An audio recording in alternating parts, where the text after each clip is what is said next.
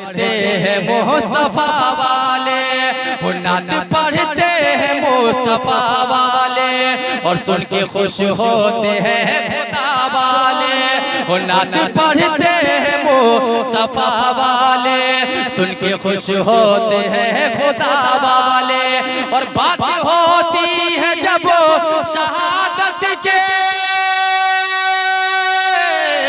अरे बात होती है जब शहादत की, तो याद आते हैं करबला वाले, याद आते हैं करबला वाले।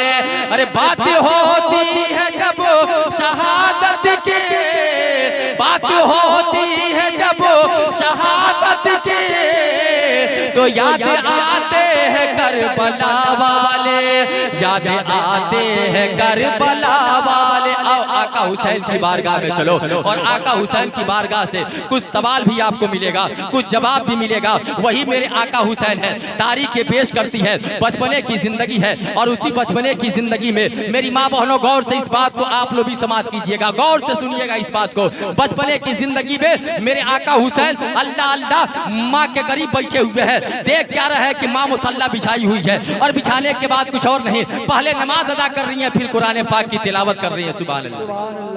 पहले नमाज अदा कर रही है, फिर कुरान पाक की तिलावत कर रही है। आका हुसैन देख रहे हैं बचपने की जिंदगी। और बचपने की जिंदगी में एक दिन माँ उस बात से पूछिएगा, या आप देखते होंगे कि जब बेटा माँ के गोद में बैठ के और माँ से प्यार भरी आवाज अंदाज में जब माँ से कुछ मांगा करता है तो माँ का चेहरा बिल्कुल उठता है। सुभान अल्लाह। माँ मुस्कुरा के कहती है कि मेरे बेटे मांग, तू जो मांगना चाहता है, जो मांगेगा तू वो सोच तुझे दे दिया जाएगा। अल्लाहू अकबर। आका हुसैन है माँ के गोद में बैठे हुए हैं, अर्ज करते हैं कि मेरी वालदा आप मुसल्ला बिछा के क्या करती हो? आवाज देती है कि सुन लो, मैं कुरान पाक की तिलावत किया करती हूँ, नमाज से फारिग होने के बाद कुरान की तिलावत किया करती हूँ। आवाज देते हैं कि ऐ मेरी माँ, आखिर तू कुरान की तिलावत कब कब किया करती है? जवाब देते हैं कि सुनो, जब जब वक्त मिला करता है। जोहर के बाद तेरी माँ कुरान की तिलावत करती है, असर के बाद तेरी माँ कुरान की तिलावत करती है, मगरिब के बाद तेरी माँ जो है कि कुरान की तिलावत करती है, ऐशा के बाद भी तेरी माँ तिलावत किया करती है, फजर के बाद भी तेरी माँ कुरान की तिलावत किया करती है। सुभान अल्लाह, सुभान अल्लाह।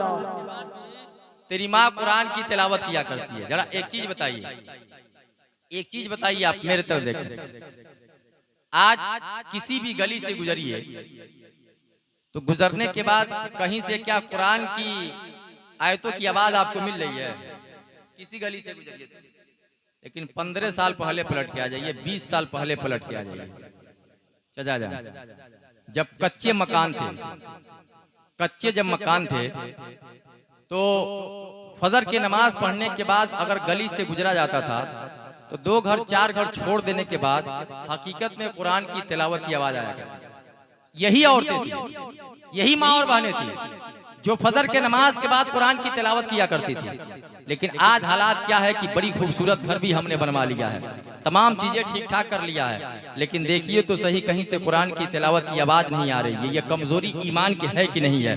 जब खाने के लिए नहीं था तो हमारे घर से कुरान की आवाजें आया करती थी। जब हमारे पक्के मकान नहीं थे तो हमारे घर में अल्हम्दुलिल्लाह लोग मुसल्ला बिछा के बैठ जाते थे, नमाज पढ़ा करते थे। औरतें घर के अंदर नमाज पढ़ती थी, मर्द मस्जिदों में जाके नमाज पढ़ता था। यकीन जान लीजिए आज भी मस्जिद के मेहराबों मीनार से आवाजें रोजाना आ रही है, 5 वक्त अजान की आवाजें आ रही है, लेकिन कोई ऐसा इंसान नहीं जो सुनने के बाद ये सोचता है कि बुलावा किसी और के घर का नहीं बल्कि रब्बे कायनात के घर के तरफ से आ रहा है। काश तुम मस्जिदों को आबाद कर लेता, काश तू इन मस्जिदों में